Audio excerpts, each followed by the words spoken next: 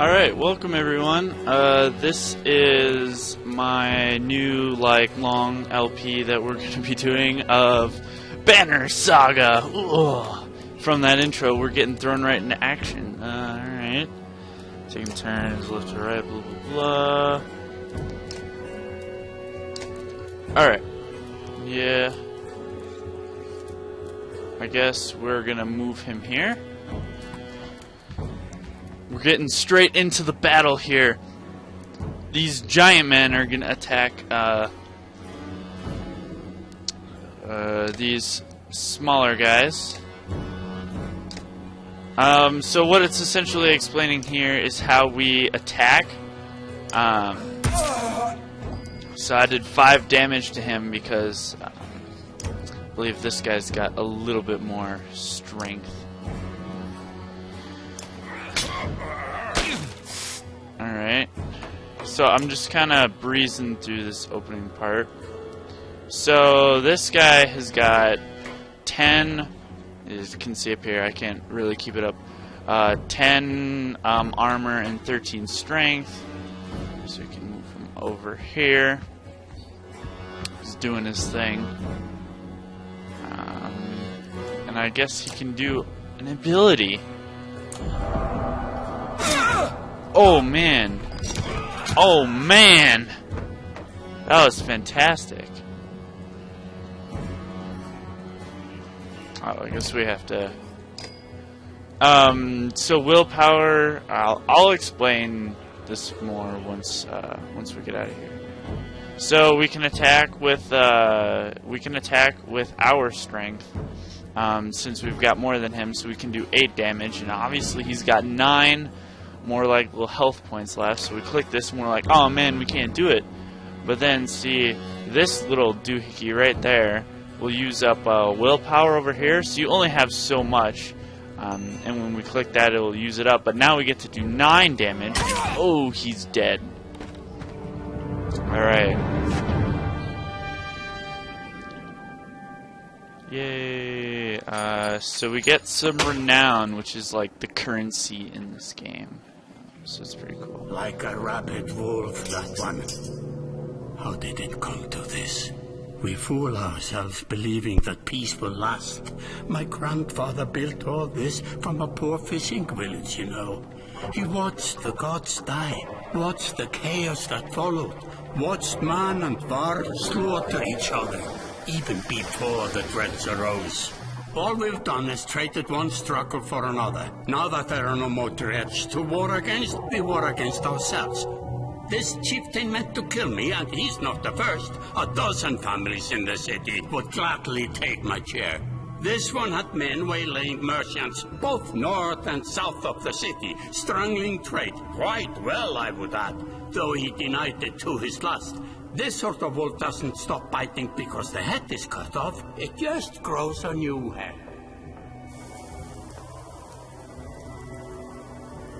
I am in a bad way, my friend. Help me finish this fight and I'll gladly send you on your way with double our king's tithe. Take any men you need. They're loyal. I promise you that. They will meet you down in the proving grounds.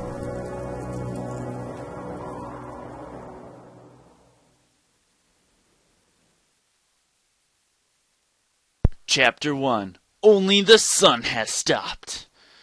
Ooh, this is exciting. Oh man. So I guess we're like the giant people? Sounds pretty good. You're approached by a familiar man who walks in step with you as you are leaving the great hall. He cuts to a chase. Who is this? Eric, steward of Strand. I manage the governor's business. Ubin, isn't it? Ubin. I'm just here for the teeth. I'll be a nice guy. He seems, Ubin seems like a good guy. It is. The governor tells me you've been giving us a hand. You'll be giving us a hand.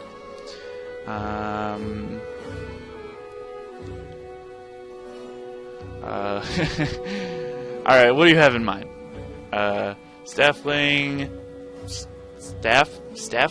staffings, I guess, that you didn't hack up in the Great Hall, scattered after to look out there, chieftain. The governor just wants to make sure they stay down. Was hoping you'd join me at the marketplace by the docks. Alright, Eric. If there's anyone left to worry about, I know who can tell us. Oh, really? Who's that? Who dat? Who dat? Who dat? Who dat? Who dat? What do we got going on here? I guess so. This is kind of our overworld. There's the market over here. Otherwise, I think that's it. So kind of, I'll explain kind of this little bit. Options. Ooh, yay, options. So this is kind of the morale of the people who are with you. Clansmen are just like the people who are with you, and they can help you out and do all that good stuff. Fighters are obviously your fighters. They're normally men, humans, and stuff like that. They're pretty cool guys. The Jarls are these big dudes. See, they're kind of walking around here. They're these big giants with like the horns. They're pretty freaking cool. This is days of supplies. So we have 100 days. We can just kind of hang out. And so you can gather supplies. So we have way more supplies, but supplies stack up to how many days. And then this is just kind of the day counter. So we're at day 0. So let's go to the marketplace, because I think Eric was telling us to come here. Eric, let me handle this, alright?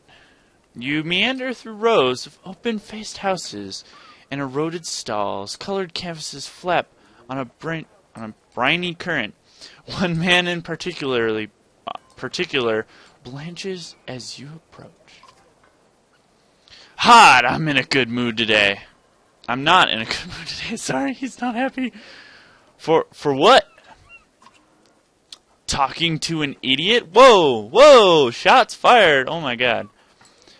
The Scafling's chieftain bled out about an hour ago, had. So when you tell me that rat anus, the rest of us, them crawl back into... Nobody's gonna try to kill you this time. God, that's... I'm sorry, I'm terrible at reading. So let's keep going.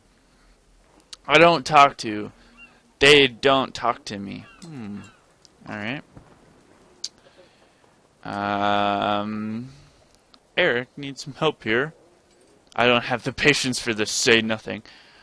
I don't know. These guys are kind of quarreling. I feel like we're a pretty silent guy. So we'll just... Eric overturns his flimsy table, scattering Haas' surface of junk across the ground. Wow, Eric. God's Eric laying it on a bit heavy, don't you think? Yeah. Where are the Scaflings? Alright, so we're trying to interrogate this guy to figure out where these rabble-rousers are. Noblemen up by East Wall, but that was months ago, last I know. Alright. Hod skulls away with a wave of Eric's hand, gathering things from his hovel, disappearing for a while until this blows over. You figure your bodyguard steps forward. Gunolf, are we be done here? Where, Gunolf, where were you wearing green back at the Great Hall? Alright. No, just bought them while you were walking around. Why? Oh man, you're buying new clothes? No reason. Should we tell if they look good or you look like well, we'll say he looks pretty stylish. I like the green color. I'm glad you care. Alright. Gunolf goes off to look at more stalls. Alright. Eric, that man of yours seems unreliable at best. Oh, shut up. A blind dog wouldn't trust Hod, but he used to be Scafling. If they're licking their wounds, they've probably gone to old haunts, not new ones. Nobleman is a meat hall. Nobleman is a meat hall? What? Alright. Oh, best I can tell, the name's ironic. Oh. So the nobleman is a meat hall. Like, the name of the meat hall is Nobleman. God, I just can't read. Listen, I know a guy who would love to put a few of these skulls in the ground. I'm going to find him. I'll meet you there. Alright, Eric.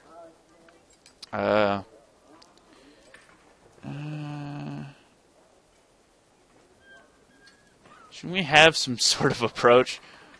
What a luxury. Come on, you've already mopped up worse today. Just make sure the governor remembers his promise. Double the usual teeth.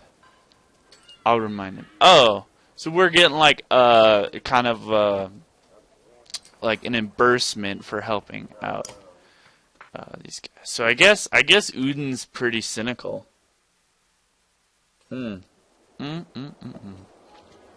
Water. Alright, so now we're going to the mead house. You arrive in front of what must be the nobleman. A few minutes later, Eric appears with a weather-beaten man introducing as Volgard. I'll point them out, Eric says over his shoulder. Ready? Let's get it over with. You're walking through the front door. I'd rather sit this one out. I don't know. Yeah, let's just get this over with. I had some spirits, says Volgard. Okay, here we go. Sounds good. Volgard boots. The front door opens so hard it won't close again without repair.